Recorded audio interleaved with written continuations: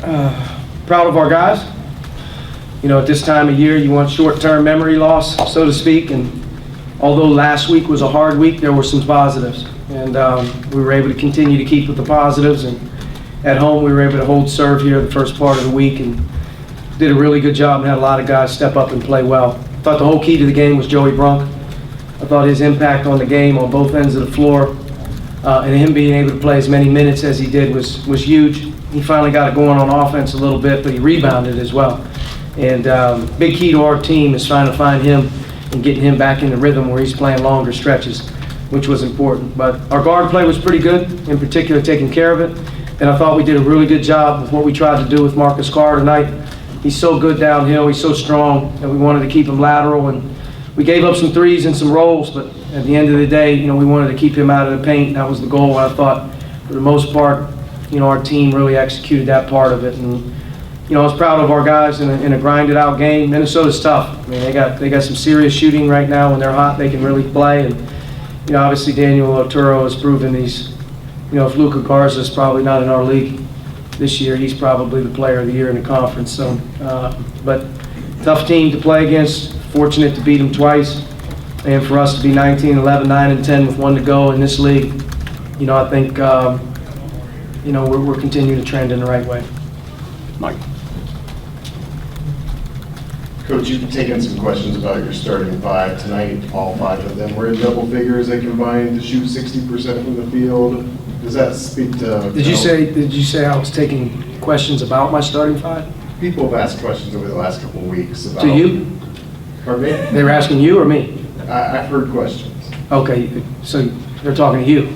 Correct. I haven't heard very many. I heard a question on the radio Really? earlier in the week. Yeah, but the bottom line is. Yes, the bottom line is, here's the deal, you're in March. And if you change your starting lineup, you change your starting lineup for a specific reason or a specific adjustment.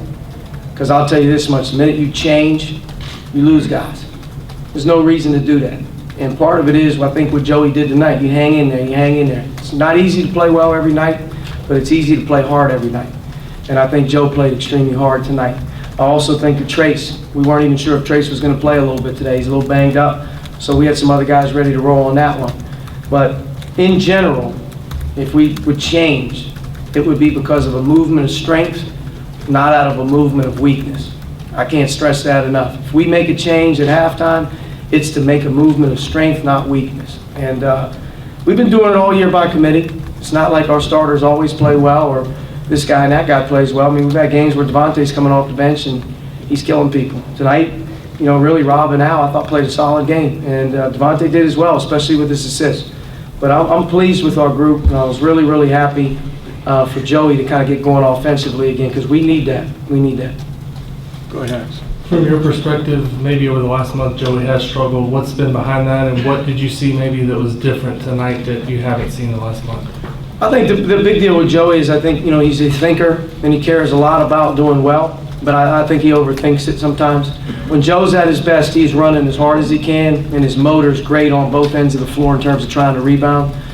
He's got great touch around the basket, but I think here recently he started to worry a little bit too much about making it rather than getting a good shot. And there's a couple shots early in the game. I think he's a little nervous that it's not going to go in. But once he got a couple to go down, and I think he settled in, and you started to see him a little bit more powerful around the rim.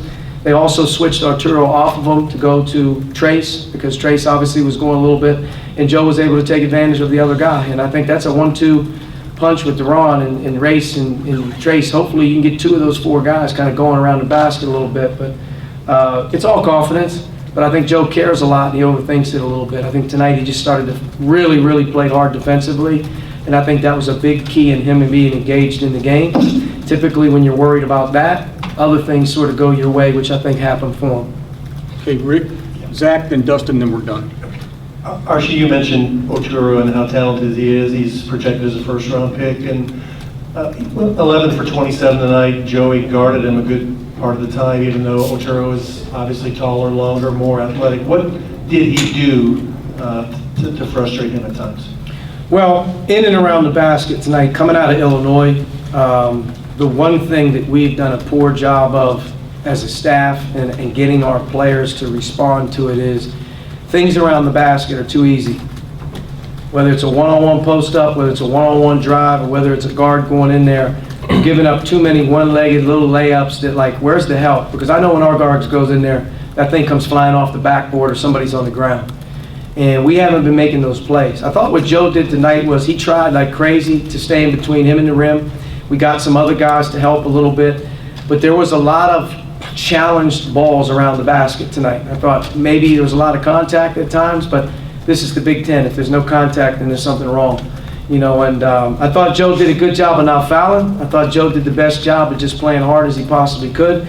We were able to bother some things in and around the basket at times on his drives, and you know, that's what we were looking for. You know, keep Trace out a little bit of foul trouble, see if we can hang in there. Joe's been fouling a little bit too much, but I thought he played really, really hard at the start of the game. If you watched him impact ball screens and do some things, gave him a chance to be engaged. But we were fine with that kind of matchup. He's a good player, man. I mean, he's a really tough guard. I mean, when you talk about how quick he is off his first step, I mean, he's got one of the longest first dribbles you'll see from 22 feet out as a big kid. I mean, he just rips in, it's like, boom, he's gone. And he's hard to guard for anybody. But he had 24 and 16. He did shoot 27 times. I thought he did a better job kicking our butt on the offensive glass than anything tonight. He was just quicker at balls, and he was hungrier to get those 50-50 long ones off of other misses. But Joe hung in there pretty good tonight. He didn't foul.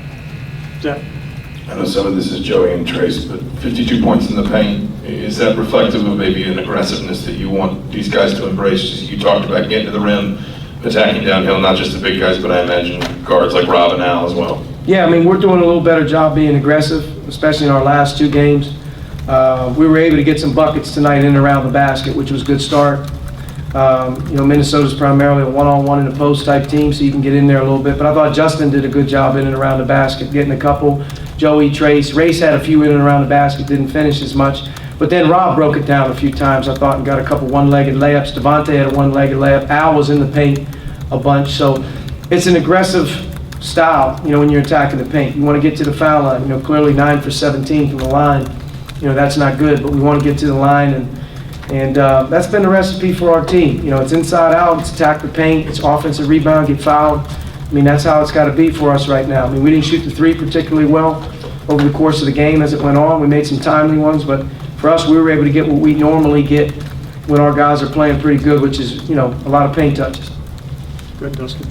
You mentioned Trace not being sure whether or not he was going to play. Obviously, he's still give you 31 minutes, 18 and 9. Just again, what's it just say for this maturity of this kid that he's shown down the stretch, and just the ability to play through pain, and just the maturity that he's coming through with? Yeah, I think he's been playing with a sore foot. I just don't think he probably knows when he got it or when it happens. I mean, he's done every test known to man, so he's fine, but it's a pain tolerance thing right now. He's not going to get a lot of rest. Got a couple days here to kind of see how he feels. We were going to test him out in the first 4 minutes, kind of see what he was up to, and it looked like he was up to being all right, so we kind of wrote him out, and then asked him through the course of the game if he's okay, and he said he was good, and played well. You know, did a good job for us, you know, most of the time. Got to get him more engaged. Saturday's going to be a big challenge for all of our front court players with how Wisconsin plays. We had no answer for him way back, but we're going to have to be a lot better engaged defensively on Saturday. Even in this game, I thought just, you know, they were able to pick on our bigs and drives, and especially in the first half, some threes. Especially a young freshman who's a really good player, I'm a 35 in him. I mean, he's guy can really shoot the ball, so it caused some problems, which is going to happen on Saturday as well.